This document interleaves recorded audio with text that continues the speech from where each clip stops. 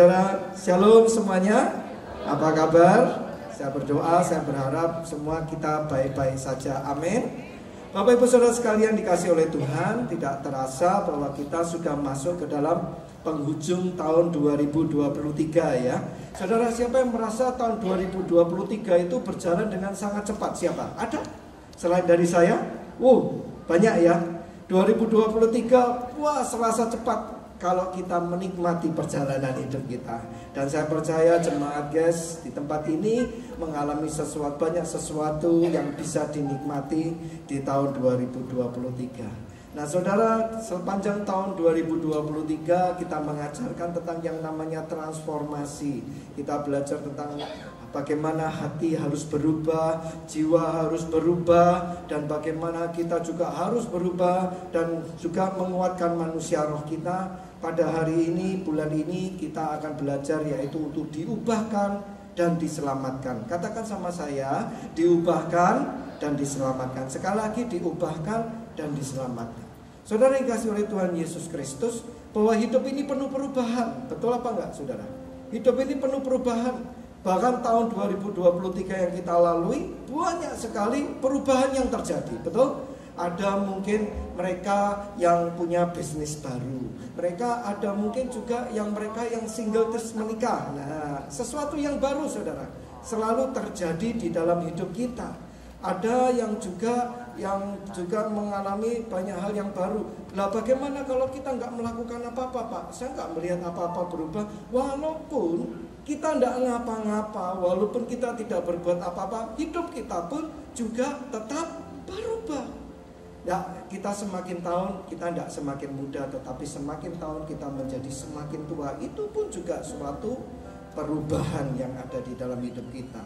Nah, tentunya satu hal yang kita rindu bahwa setiap perubahan yang terjadi membuat hidup kita menjadi lebih baik. Amin.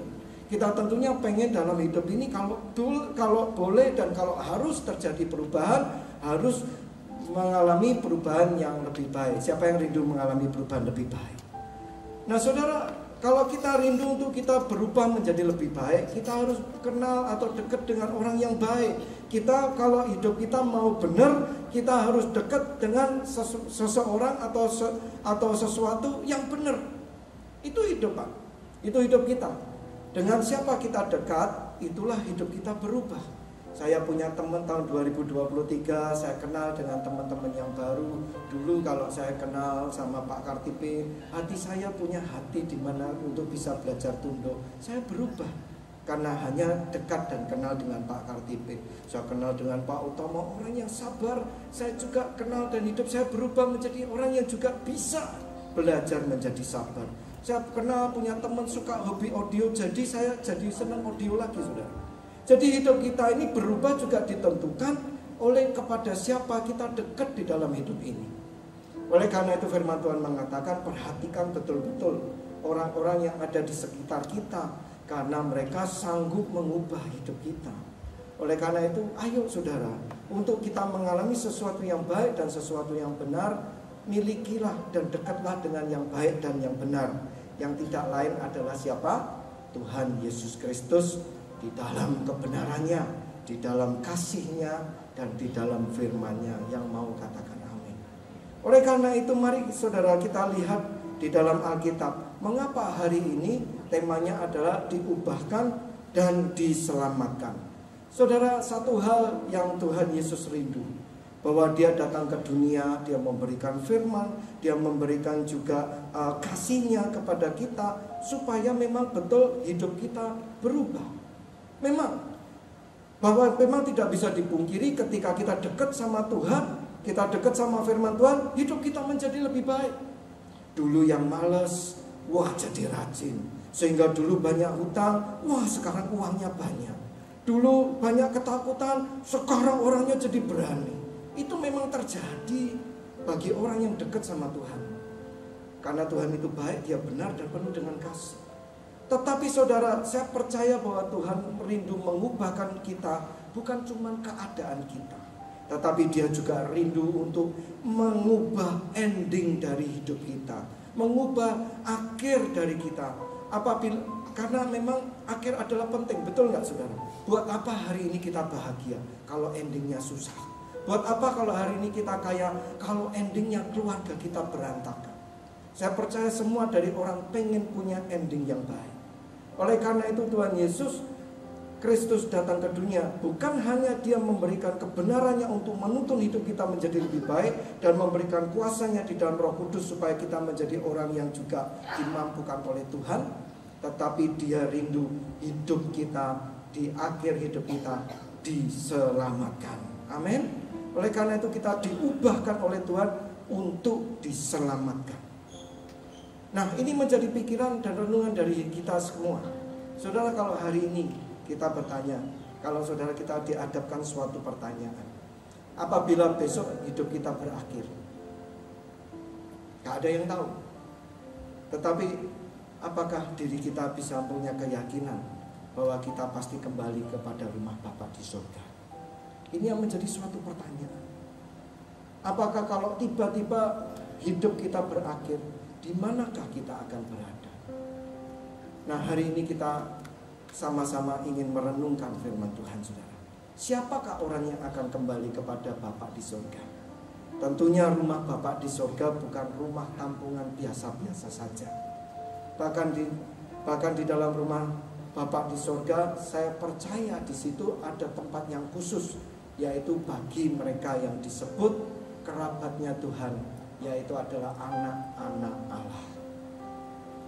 Saudara, makanya hari ini kita akan merenungkan diri kita. Sudahkah kita benar-benar menjadi anak Allah, yang dimana suatu hari kita mati, kita boleh datang, ini waktunya aku kembali kepada rumah Bapakku.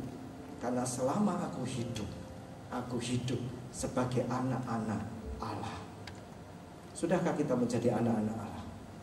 Mari saudara, ini yang menjadi suatu renungan bagi kita, suatu kerinduan hari ini. Kita harus mengambil keputusan.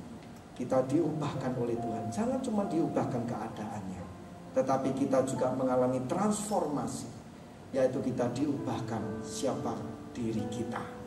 Yang mau setuju katakan amin. Ya, mari kita persiapkan ya hati kita. Nah, saudara, mari kita lihat pertama, dari manakah konsep dari kita harus diubah menjadi anak Allah.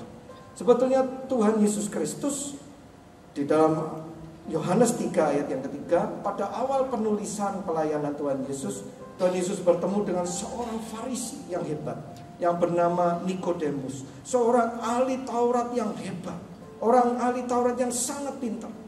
Kemudian Nikodemus tanya kepada Tuhan Yesus Kristus, dan dia ngobrol bersama, berbincang-bincang dengan Tuhan Yesus, dan kemudian Tuhan Yesus diberi satu pertanyaan di ayat yang kedua. Rabi, kami tahu bahwa engkau datang sebagai guru yang diutus oleh Allah.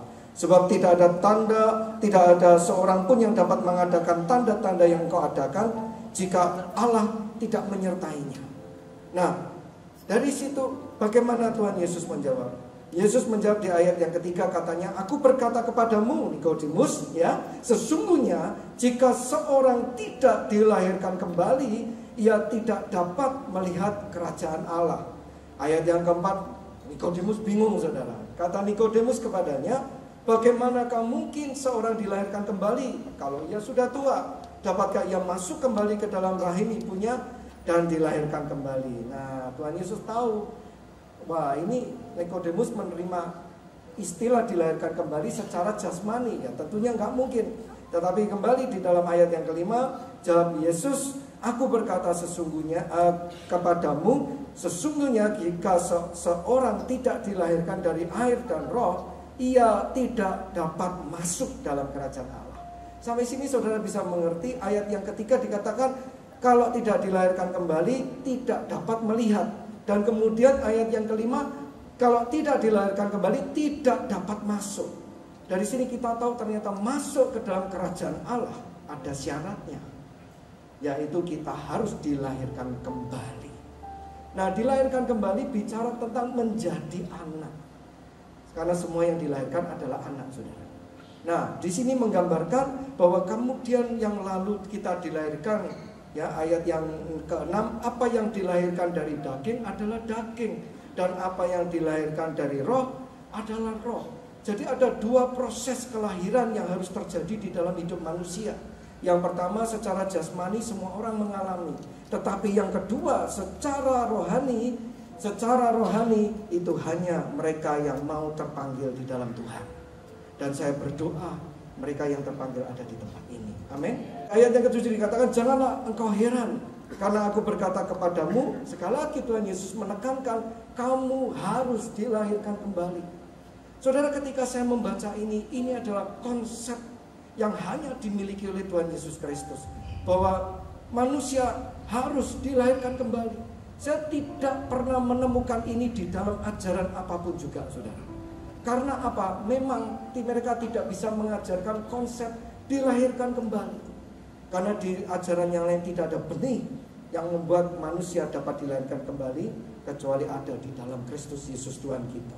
Ayat yang ke-8 bagus sekali, saudara. Ayat yang ke-8 mengatakan, angin bertiup kemana ia mau, dan engkau mendengar bunyinya, tetapi engkau tidak tahu dari mana ia datang atau kemana ia pergi. Demikianlah halnya dengan tiap-tiap orang yang lahir dari roh. Nah, di sini Tuhan Yesus memberikan suatu petunjuk yang sangat jelas.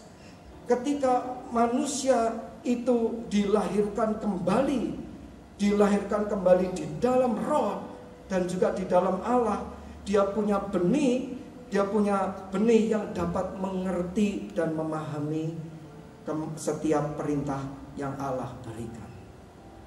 Saya percaya Allah Bapa di surga itu rindu, saudara, untuk kita semua itu diberkati.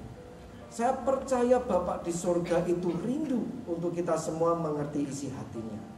Tetapi tanpa kita dilahirkan kembali, kita tidak dapat melihat semuanya itu, tidak dapat mengerti, dan tidak dapat masuk ke dalam kerajaan surga. Oleh karena itu saya rindu saudara semua hari ini rindu untuk menjadi anak-anak Allah. Amin. Nah, saudara, mari kita lihat. Oleh karena itu bagaimana ya caranya kita bisa menjadi anak Allah? Saudara rindu jadi anak Allah? Amin. Rindu untuk melihat isi hati Tuhan, rindu untuk menerima berkat yang Tuhan berikan.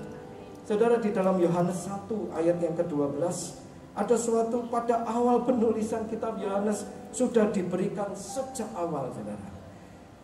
Di Yohanes 11 ayat Yohanes 1 ayat yang ke, kita akan baca dulu dari ayat yang ke-11 dulu deh, ya. Yohanes 1 ayat yang ke-11, ia adalah Yesus, ia datang kepada milik kepunyaannya, tetapi orang-orang kepunyaannya itu tidak menerimanya. Ini menggambarkan, saudara, setiap orang diciptakan oleh Tuhan, setuju? Manusia apapun agamanya, apapun bangsanya, apapun sukunya, semua ciptaan Tuhan, kita setuju? Tetapi hari ini kita tahu tidak semuanya mereka menjadi orang yang percaya.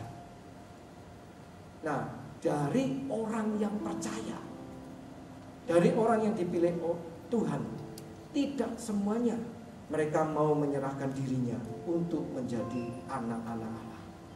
Oleh karena itu, saudara, kalau hari ini saudara boleh duduk di tempat ini dan saudara nanti pulang bisa mengambil satu keputusan, Pak, saya tidak mau cuma hidup baik, saya tidak mau cuma hidup jadi orang Kristen, cuma datang ke gereja, duduk, mengerti, memahami Tuhan, tidak cukup, Pak. Tapi saya harus betul-betul menjadi anak-anak Allah. Bersyukur, saudara. Ayat yang ke-12 dikatakan, tetapi, ya baca bersama saya, yuk, 1, 2, 3. Tetapi semua orang yang menerimanya diberinya kuasa supaya menjadi anak-anak Allah, yaitu mereka yang percaya dalam namanya. Saudara, ini adalah berita yang sangat baik, saudara. Ternyata sekarang kita bisa menjadi anak-anak Allah. Saudara, ini suatu kerinduan yang dimiliki oleh banyak orang. Sebelum kedatangan Tuhan Yesus Kristus, mereka tidak dapat mengenal Tuhan secara pribadi. Tetapi dari sini, ketika Tuhan Yesus diberikan kepada kita, dan tentunya di dalam Yohanes 1 belum dijelaskan bagaimana Tuhan Yesus memberikan kepada kita bagaimana Bapa di surga memberikan Tuhan Yesus kepada kita, yaitu bukan hanya Dia kirimkan anaknya tunggal, firman menjadi manusia, Dia berikan kasih Bapa kepada anaknya tunggal untuk mati bagi kita. Dan kalau kita percaya, dan kalau kita menerima semua itu, dan kita mau menerima Tuhan Yesus sebagai Tuhan dan Juru Selamat, kita akan menjadi anak-anak Allah. Ayat yang ke-13 menggambarkan sesuatu. Ada dua hal jadi. Yang pertama dengan percaya. Yang kedua adalah orang yang diperanakan bukan dari darah atau dari daging, bukan pula secara jasmani oleh keinginan seorang laki-laki, melainkan dari Allah. Yang pertama adalah ketika kita percaya kepada Tuhan. Itu adalah yang pertama, Tuhan Yesus adalah Son of God by nature, anak Allah secara alami. Dan kita adalah Son of God by grace, anak Allah oleh karena kasih karunia. Itu adalah term kondisi yang pertama. Term kondisi yang kedua, kita dilahirkan kembali, bukan dari keinginan manusia, tetapi kita dilahirkan kembali oleh keinginan Allah. Ada dua hal. Nah, saya akan menjelaskan kepada saudara. Oleh karena itu saudara dengarkan baik-baik. Kenapa hal ini sangat penting buat kehidupan kita sekarang. Kalau saudara pengen hidupnya baik, hidupnya selamat, saudara nggak bisa lari, harus jadi anak Allah. Saudara. Mari kita tetap perhatikan ya. Oleh karena itu, bagaimana kita bisa menjadi anak Allah? Tentunya saudara berkata hari ini, oke Pak, saya mau jadi anak Allah. Bagaimana caranya? Mari kita lihat di dalam 1 Yohanes 3. 1 Yohanes 3 ayat yang pertama. 1 Yohanes 3 ayat yang pertama kita baca bersama-sama. 1, 2, 3. Lihat betapa besarnya kasih yang dikaruniakan Bapa kepada kita, sehingga kita disebut anak-anak Allah. Dan memang kita adalah anak-anak Allah. Karena itu dunia tidak mengenal kita, sebab dunia tidak mengenal Dia. Kita bisa jadi anak-anak Allah oleh karena kasih yang dikaruniakan kepada Bapa di surga. Tadi pagi ibadah 1-2 saya ngotot jemaat, guys, harus ngerti tentang kebenaran ini dan harus jadi anak-anak Allah. Tetapi satu hal saudara, saya sadari memang menjadi anak-anak Allah adalah kasih karunia. Anak-anak Allah adalah mereka yang mendengar dan mereka terpanggil. Kalau hari ini saudara mendengarkan khotbah ini dan saudara hati saudara terpanggil, bersyukurlah kepada Tuhan, karena engkau menerima panggilan Tuhan dan menerima kasih karunia Tuhan. Saudara yang kasih oleh Tuhan Yesus, untuk menjadi anak-anak Allah, yang pertama kita harus percaya. Seperti tadi yang dikatakan, kita harus percaya bahwa Tuhan Yesus itu adalah untuk kita. Banyak dari orang yang gak ngerti Tuhan Yesus untuk kita. Banyak yang bilang, oh yang saya cari bukan Tuhan Yesusnya Pak, yang saya cari adalah kuasanya, yang saya cari adalah firman-Nya. Betul, kita perlu firman Tuhan sebagai jalan bagi hidup kita. Betul, memang kuasa Tuhan Yesus dan kuasa Roh Kudus itu dahsyat saudara. Tetapi satu hal, iman kita harus percaya bahwa kita perlu Tuhan Yesus, karena hanya Tuhan Yesus satu-satunya yang sanggup untuk mengampuni dosa kita. Tuhan Yesus adalah satu-satunya yang sanggup membuat kita menjadi baru, yaitu dengan cara Dia mati di atas kayu salib. Dia mati dia memberikan tubuhnya dicabai-cabai. Dia bahkan mati memberikan darahnya kepada kita untuk membayar lunas hutang dosa kita, supaya kita semua beroleh pengampunan dan diciptakan baru. Ini memang sesuatu yang gak bisa dimengerti bagi orang biasa saudara. Tetapi kalau hati kita percaya kita adalah orang yang berdosa, dan hati kita rindu untuk menerima keselamatan, kita pasti percaya. Dan namun kita percaya bahwa Tuhan Yesus bangkit di hari ketiga. Dia mengalahkan maut, sehingga setiap dari kita yang percaya kepadanya, kita juga percaya bahwa kita telah menang dari maut. Oleh karena itu iman kita percaya bahwa apabila Tuhan Yesuslah yang menebus hidup kita, Tuhan Yesuslah yang sanggup menang atas segala maut, maka iman kita percaya Dia adalah Tuhan dan Juru Selamat. Itulah iman yang pertama yang membuat kita bisa menerima menjadi anak-anak Allah. Yang kedua, iman itu harus disertai dengan perbuatan, saudara. Iman ini ditemukan dengan perbuatan. Perbuatannya adalah apa? Kita datang membawa hidup kita kepada Tuhan. Kita datang untuk menyerahkan seluruh hidup kita untuk Tuhan Yesus Kristus. Dan kita datang untuk menjadi ciptaan yang baru dan dibaptis di dalam nama Tuhan Yesus Kristus. Itulah saat dimana kita mempunyai tanda engkau hari ini menjadi anak Allah. Amin. Maka baptisan air yang dilakukan dengan benar bukan asal-asalan, bukan cuma datang gereja ikut-ikutan. Maka guys nggak boleh, saudara. Kalau dibaptis ikut-ikutan nggak boleh. Karena baptisan air harus diterima dengan iman yang percaya yang kuat. Karena dengan baptisan air engkau menerima tanda sebagai anak Allah. Dan tanda itu yang membuat kita bisa masuk ke surga. Tetapi sebagai orang yang menerima tanda dari Tuhan, Tuhan bukan cuma pengen ngasih tanda kepada kita, saudara, tetapi Dia rindu untuk kita hidup sebagai anak-anak Allah yang mengerti, katakan amin. Itulah yang Tuhan rindu. Kita bukan cuma punya tanda, tetapi kita hidupnya diubahkan menjadi anak-anak Allah, supaya hidup kita punya keselamatan. Amin, saudara. Ruwet, bingung? Saya berdoa saudara mengerti akan hal ini. Ya, mari kita lihat, saudara, bagaimana kita harus hidup sebagai anak-anak Allah. Memang Alkitab mengatakan, bukankah Pak, kalau kita sudah punya tanda, sekali punya tanda selamanya kita pasti akan selamat. Saudara, dari mana kita tahu kalau kita selamat? Saya mau tanya hari ini, saudara, dari mana kita yakin bahwa hidup kita selamat? Dari mana kita punya keyakinan bahwa kita telah diselamatkan oleh Tuhan Yesus Kristus? Ini menjadi pertanyaan yang penting. Tanda saja tidak cukup untuk meyakinkan kita bahwa kita telah selamat. Tetapi kita boleh yakin kalau kita telah selamat apabila terjadi perubahan di dalam hidup kita. Katakan terjadi apa, saudara? Perubahan.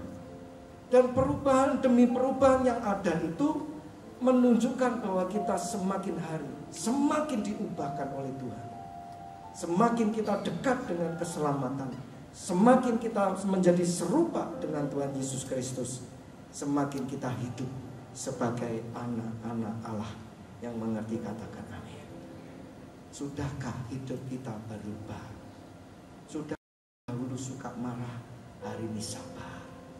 Sudahkah dahulu yang suka bohong, hari ini menjadi jujur dan bisa dipercaya? Sudahkah dahulu yang berpikiran kotor, hari ini pikirannya suci? Amin. Oleh karena itu mari, saudara, saya tanya sekali lagi, siapa yang rindu hari ini untuk hidup sebagai anak-anak Allah? Saya ajak saudara untuk kita melihat di dalam Roma 8. Roma 8 ayat yang ke-14 dan selanjutnya kita akan baca sampai ayat yang ke-21.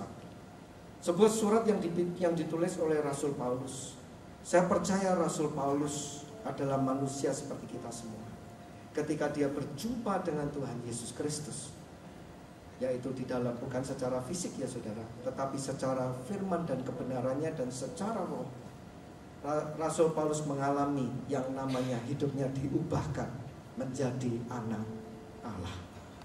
Dan dia menuliskan akan hal ini yang memberikan suatu tanda dan ciri-ciri bagaimana seorang anak Allah itu.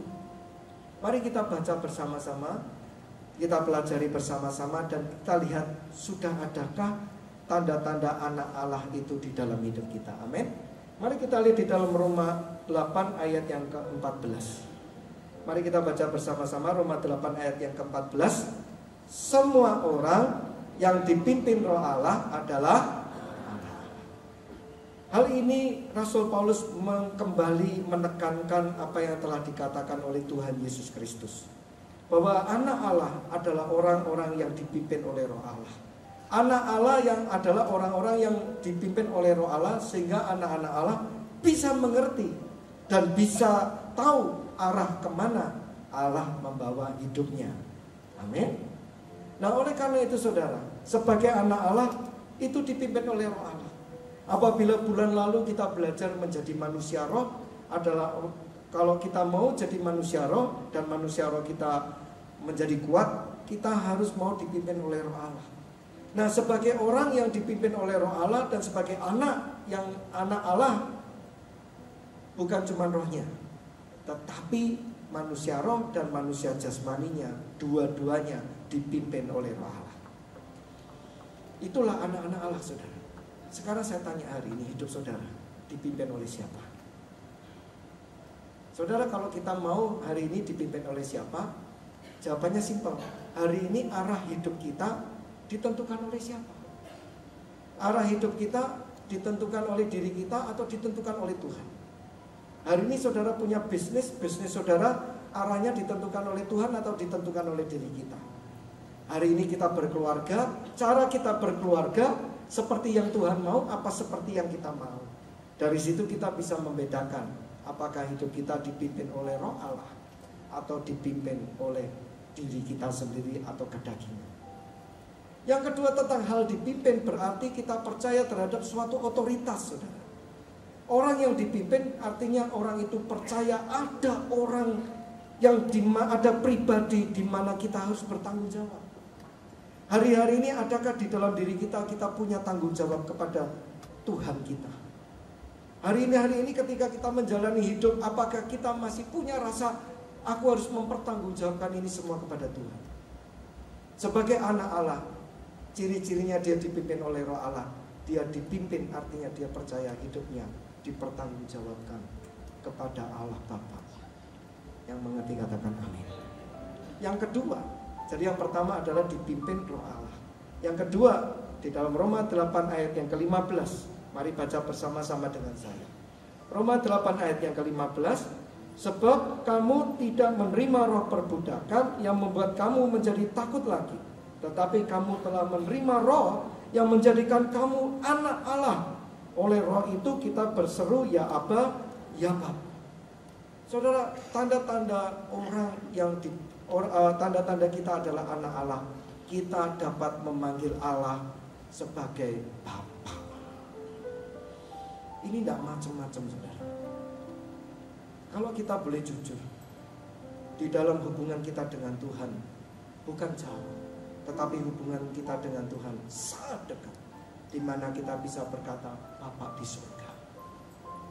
Dan sebagai anak dapat memanggil Bapa di surga. Saudara, Rasul Paulus menuliskan seperti ini. Mari kita perhatikan ya. Roma 8 ayat yang ke-15. Sebab kamu tidak menerima roh perbudakan lagi. Artinya apa, saudara? Oleh karena dosa kita menjadi budak. Oleh karena dosa kita diikat dengan hukuman dosa. Tetapi Rasul Paulus menuliskan kita tidak lagi menerima roh perbudakan. Yang artinya apa? Kita bukan lagi hamba. Kita bukan lagi budak.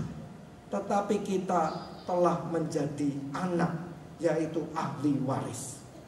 Menjadi ahli waris gak takut lagi, saudara. Tetapi sebagai ahli waris kita punya kekuatan untuk memanggil Allah sebagai Bapa. Saudara tahu betapa pentingnya ketika kita doa, seberapa signifikannya ketika kita doa dan kita bisa memanggil Bapa. Pernah gak saudara berpikir?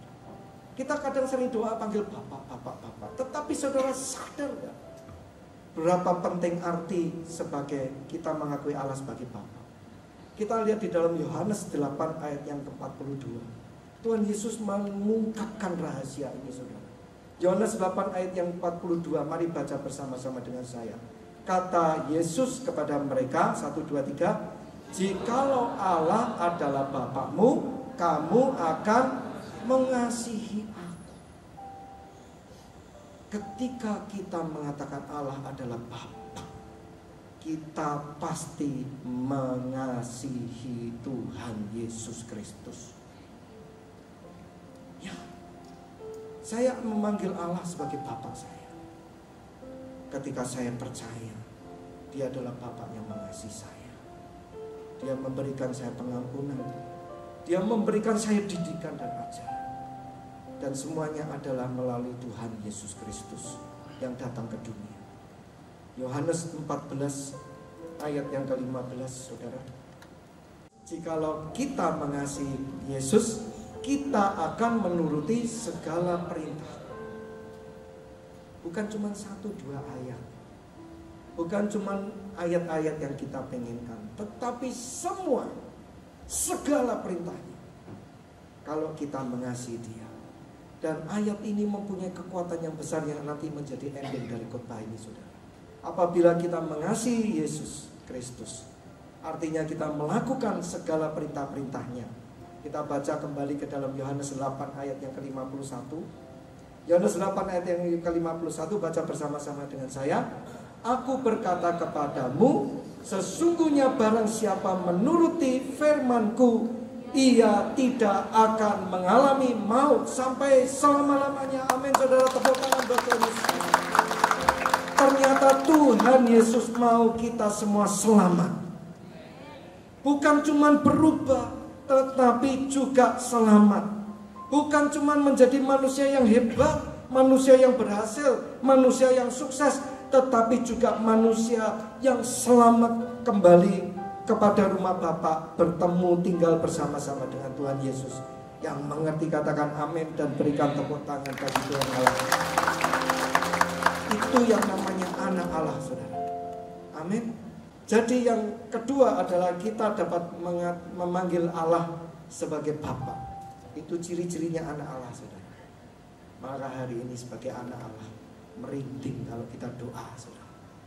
Dan kita panggil, ya Allah, Bapakku di surga. Yang setuju katakan amin. Karena kita panggil Dia, karena kita tahu diri kita adalah anak. Anak yang dikasihi, anak yang dinanti-nantikan oleh Tuhan. Yuk lanjut ya. Roma 8 ayat yang ke-16. Baca bersama-sama dengan saya. 1, 2, 3. Roh itu bersaksi bersama-sama dengan roh kita bahwa kita adalah anak-anak Allah. Yang ketiga sebagai tanda kita adalah anak-anak Allah, karena kita bersaksi bahwa kita adalah anak-anak Allah. Bahwa kita tahu dengan yakin dan percaya kita adalah anak-anak Allah. Ayat ini, saudara, kalau kita perhatikan, siapa yang bersaksi bahwa kita adalah anak-anak Allah? Ada 2 saksi. Yang pertama, roh Allah, roh huruf besar, itu bersaksi bersama-sama dengan roh kita. Jadi ada berapa pribadi yang bersaksi, saudara? 2. Dan saudara tahu kalau secara hukum legalitas, apabila 2 orang bersaksi, maka menjadi sah. Menjadi sah, menjadi sebuah fakta. Amin, saudara. Oleh karena itu, kalau kita anak-anak Allah, kita pasti punya keyakinan kita benar-benar anak-anak Allah. Artinya apa, saudara? Kita ngomong, kita bertingkah laku sebagai anak Allah. Saya melihat banyak hari-hari ini, banyak yang namanya orang datang ke gereja, disuruh mengaku puji Tuhan aja malu, saudara.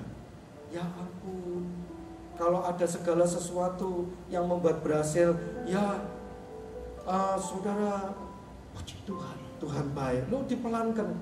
Bahkan kalau mau ngomong bersaksi katanya, ojo ngomong Yesus lu ya, hati-hati lu, wes rasa Yesus ya. Lu kita anak Allah, saudara, amin.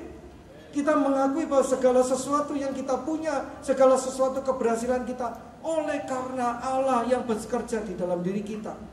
Maka anak Allah tidak akan malu untuk bersaksi, yang akan mengatakan, terpujilah Tuhan kami Yesus Kristus yang telah membuat saya berhasil.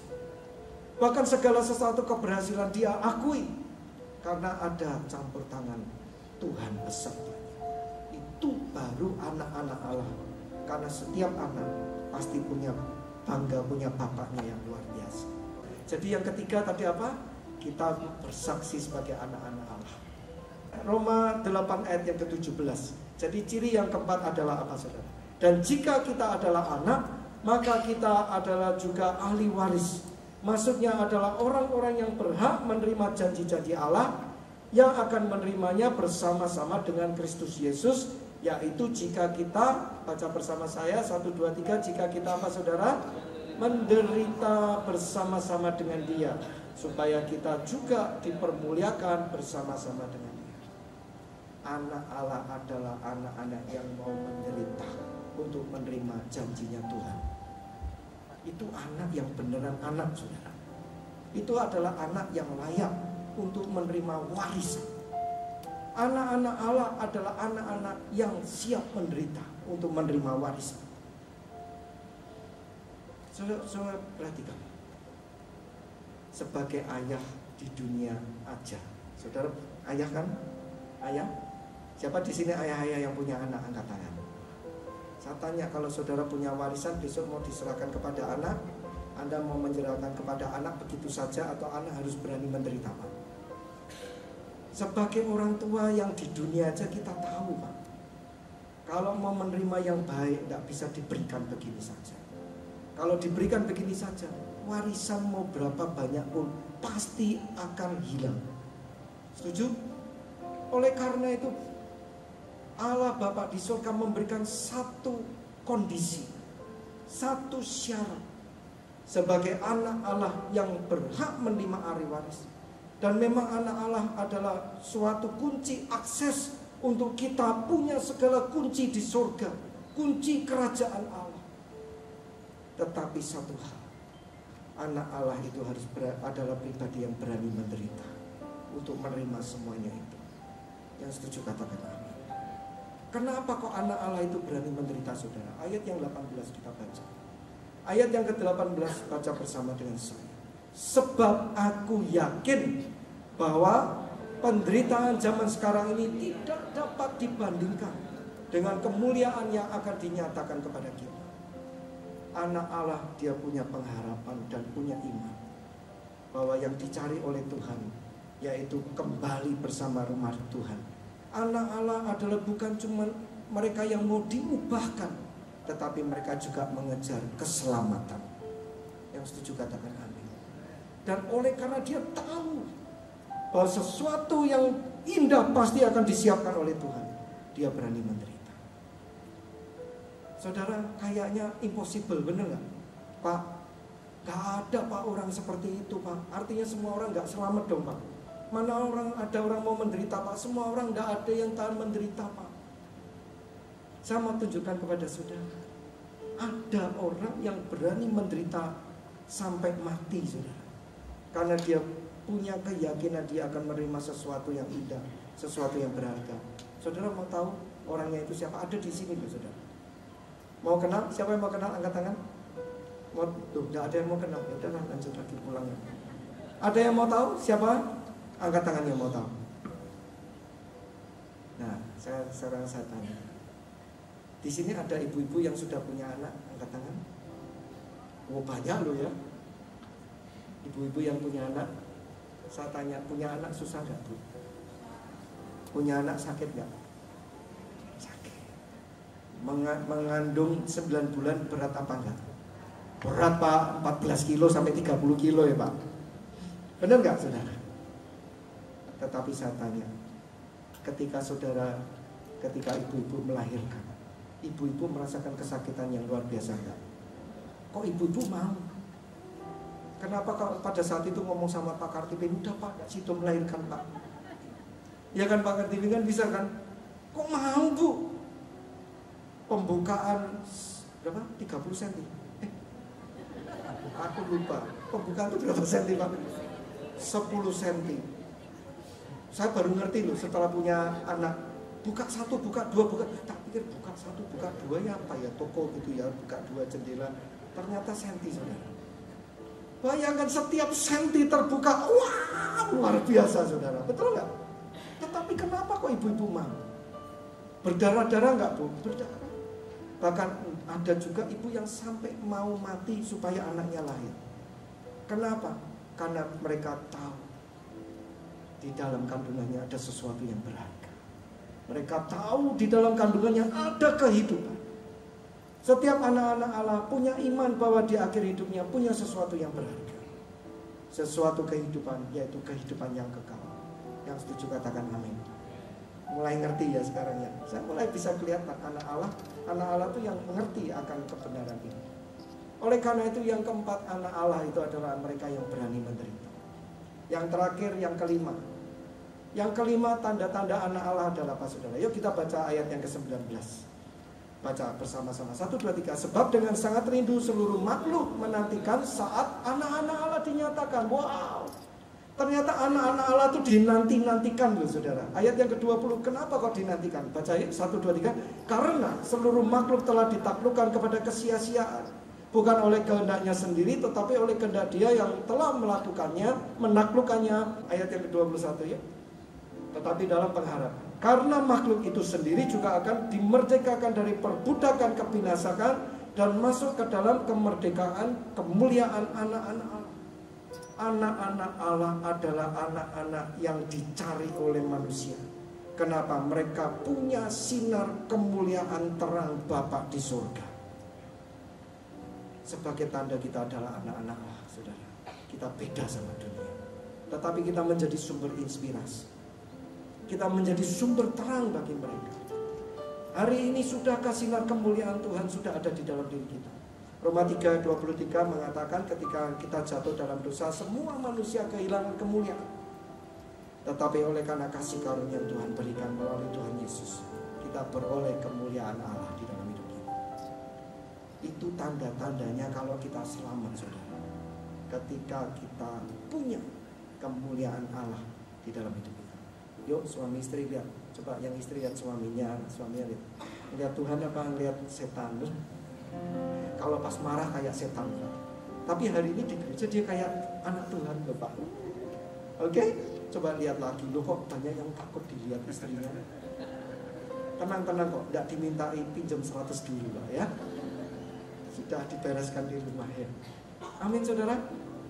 Nah dari kelima hal ini kita bisa melihat, sudahkah kita punya tanda-tanda sebagai anak Allah? Coba ditayangkan multimedia. Tadi apa? 5 tadi. Yang pertama apa saudara?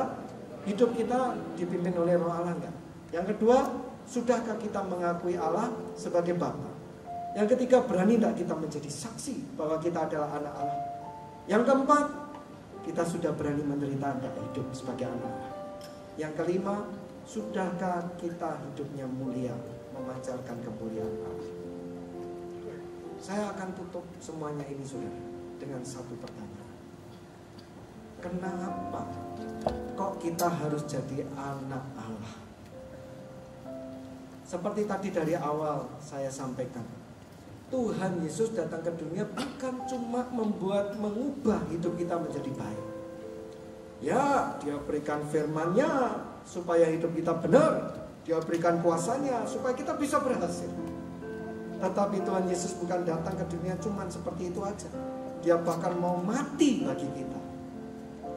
Mau disiksa, dihina, diludahi, dicaci maki, mau dicapek-capek tubuhnya supaya menanggung semua dosa kita dan mati di atas kayu salib. Kenapa? Kalau yang firman saya bisa terima Pak. Firman itu cengli kok. Firman itu benar kok. Firman itu pasti membuat jalan kita baik kok. Oh kalau kuasa saya percaya Pak. Oh dari surga kok. Kalau Tuhan Yesus ada di dalam diri kita, kita pasti hebat. Tetapi kenapa kok Tuhan Yesus harus melakukan juga mati di atas kayu salib buat kita? Kan itu yang harus kita pahami saudara. Supaya kita dapat dilahirkan kembali. Untuk apa? Supaya kita dipastikan bahwa kita hidupnya selamat. Artinya kita kembali kepada Bapa di surga. Pernah nggak saudara berpikir, loh kok harus jadi anak Allah supaya hidup kita pasti bisa selamat? Kita akan baca 1 Yohanes 3 ayat yang ke-9. Yuk baca bersama-sama dengan saya. 1 Yohanes 3 ayat yang ke-9. Baca 1, 2, 3. Setiap orang yang lahir dari Allah tidak berbuat dosa lagi, sebab benih ilahi tetap ada di dalam dia. Dan apa saudara? Dan ia tidak dapat berbuat dosa karena ia lahir dari Allah. Anak Allah yang hidup sebagai anak Allah tidak dapat berbuat dosa lagi. Kok bisa? Nah pertanyaannya Pak, kok bisa? Itu yang harus menjadi pertanyaan yang ada di dalam hati saudara. Saudara, Alkitab ini banyak menuliskan. Di dalam sejarah Alkitab berkali-kali Allah Bapa itu melakukan yang namanya perbuatan keselamatan. Zaman Nuh, manusia semua dihanguskan kecuali keluarganya Nuh dan keturunannya diselamatkan. Betul? Ya kan? Zaman bangsa Israel perbudakan Mesir, dibebaskan dari perbudakan dengan segala mujizat, tiang awan, tiang api, tuyul dan lain sebagainya. Tetapi kenapa mereka semua tidak punya ending yang sama? Kenapa semuanya tidak dapat kembali kepada Bapa di surga? Karena mereka semua kembali jatuh ke dalam dosa. Sampai sini sudah nangkep? Kemarin mereka kembali jatuh dalam dosa. Bahkan bangsa Israel yang sudah menerima semua mujizat, melihat sebuah tanda-tanda yang luar biasa dari Tuhan.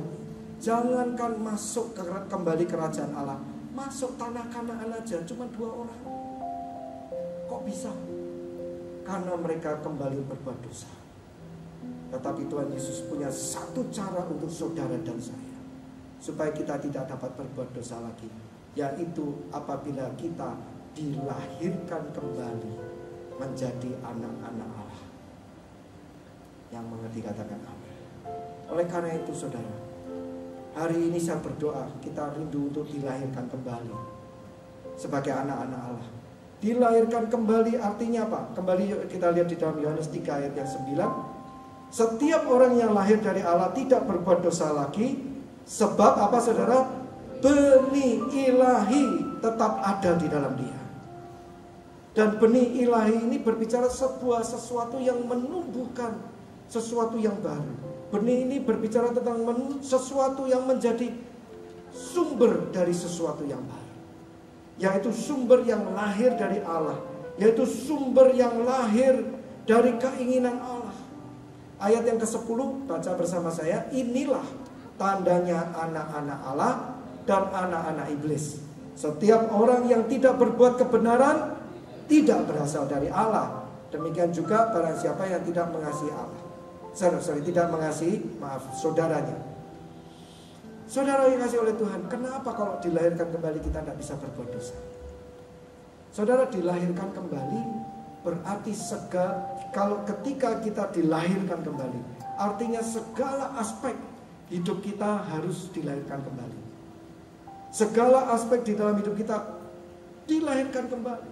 Ketika kita dilahirkan kembali, berarti juga di dalam benih Allah, berarti juga kehidupan kita semuanya dilahirkan kembali dalam benih Allah. Saudara, ketika saudara hari ini kalau saya tanya, siapa di sini yang rindu untuk dilahirkan kembali menjadi anak Allah? Saudara, anak Allah dilahirkan kembali tidak akan mengubah kehidupan saudara. Saya mau katakan itu dulu. Saudara datang ke gereja ini, saudara sakit, pulang dari sini tetap sakit. Saudara datang ke gereja ini punya utang, keluar dari sini tetap punya utang. Saudara datang ke gereja ini dalam suatu masalah dan kesedihan, saudara pulang masalahnya tetap ada. Nah terus untuk apa kita jadi anak Allah?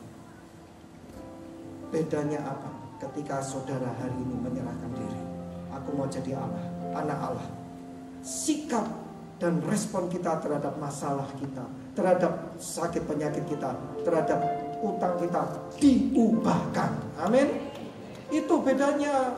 Kalau dulu sama utang seneng, sekarang sama utang benci dan tak lunasi. Kalau dulu sama sakit carinya mujizat, sekarang kalau sakit dia pulang, dia percaya mujizat Tuhan ada di dalam diriku. Hidupnya jadi sehat, gak makan jeroan lagi. Amin. Mengurangi goreng-gorengan, ya. Betul? Kalau kita datang dalam masalah, kita pulang, kita percaya Tuhan pasti membawa kita untuk sanggup mengubah masalah kita. Jadi anak Allah punya sikap dan respon yang berbeda. Artinya apa? Hati dan karakternya diubahkan menjadi hati dan karakternya Tuhan. Memang keadaan tidak berubah, tetapi karena hati dan karakter kita berubah, keadaan kita pasti akan berubah. Segala masalah pasti selesai, segala hutang pasti selesai, segala beban pasti selesai. Tepuk tangan buat Tuhan Allah. Demikian juga sebagai anak Allah, juga tidak menggantikan siapa diri kita. Kalau saudara hari ini sudah jadi bisnismen, sudah jadi pengusaha, sudah jadi karyawan, terus jadi anak Allah, terus tiba-tiba berubah profesi. Pak, saya mau jadi anak Allah. Saya katanya Pak Hendra kan, saya harus menyerahkan seluruh hidup saya untuk Tuhan. Kalau gitu mulai hari ini saya mau tinggalkan semuanya Pak. Saya tak jadi full timernya guys saja ya. Jadi pendeta, jadi hamba Tuhan. Bukan gitu saudara. Menjadi anak Allah tidak mengubah siapa diri kita. Saudara tetap punya toko, punya pabrik, tetap punya pabrik. Tetapi cara saudara, cara hidup dan perbuatan saudara berbeda. Amin. Yaitu apa? Kalau dulu kita melakukan pekerjaan karena pikiran kita adalah cuan.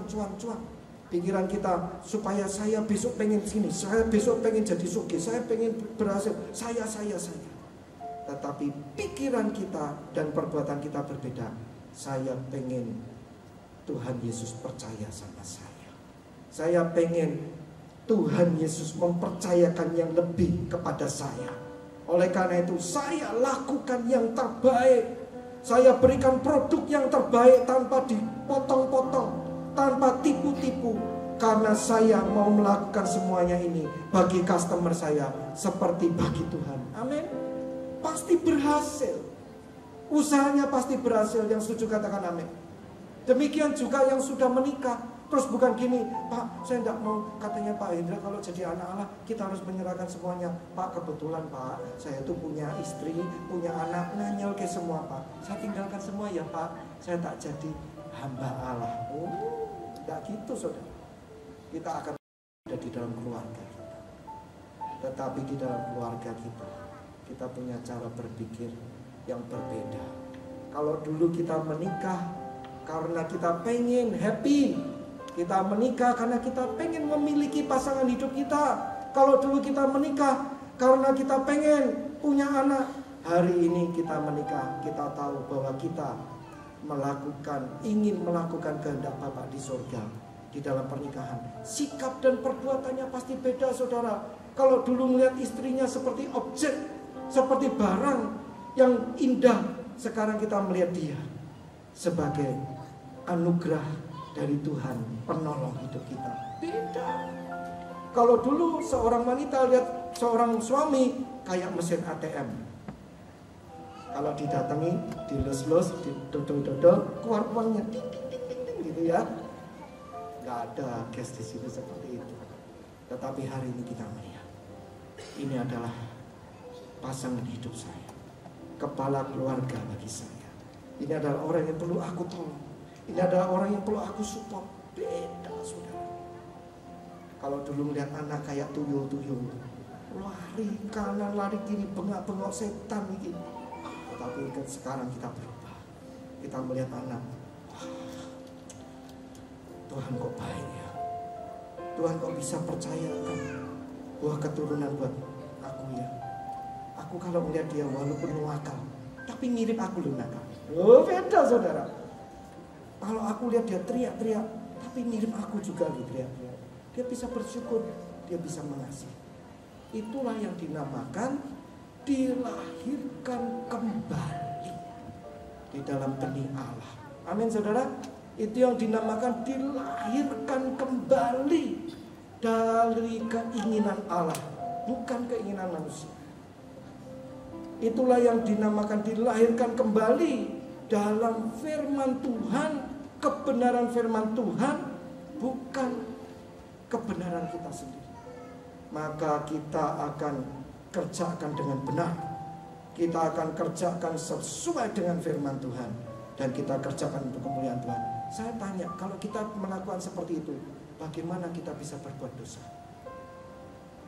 Sampai sini sudah mengerti? Karena apa yang kita lakukan hanya kebenaran Tuhan. Saudara tahu dosa adalah pelanggaran ketetapan dan pelanggaran firman Tuhan, betul? Tetapi apabila semua dilahirkan kembali, pekerjaan kita dilahirkan kembali di dalam benih Allah, hidup kita dilahirkan kembali dalam benih Allah, pelayanan kita dilahirkan kembali dalam benih Allah. Dan apa yang kita lakukan hanya kebenaran Allah dan bukan apa yang lain. Apa yang kita lakukan adalah kehendak Allah dan bukan kehendak kita. Kita tidak akan bisa berbuat dosa. Yang menyangkap sampai sini katakan amin. Saya akan tutup, saya bilang pemain musik bayar maju ke depan. Saya berdoa bahwa tema bulan ini akan menjadi berkat bagi saudara dan saya untuk mengakhiri tahun 2023 dan menyambut tahun 2024. 2024 saudara, bukan tahun yang mudah. 2024 penuh dengan tanda tanya. Indonesia akan punya presiden yang baru. Dunia akan mengalami perang, nggak tahu perangnya tambah selesai atau tambah besar. Yang sudah pasti dan akan terjadi dan akan terus terjadi, kesulitan hidup nggak akan lebih mudah. Tetapi saya berdoa hari ini, apabila saudara dan saya hari ini itu mau menyerahkan diri kita untuk diubahkan dan diselamatkan, saya percaya kita akan menghadapi tahun 2024. Kita bukan cuma bisa melewati, tetapi kita akan bisa dan kita akan berhasil karena Tuhan menyertai kita. Amin. Kenapa kok kita bisa yakin? Karena iman percaya kita kuat, pengharapan kita besar. Karena kita adalah anak-anak Allah. Tepuk tangan anak-anak Allah. Tuhan Yesus memberkati kita semua. Haleluya.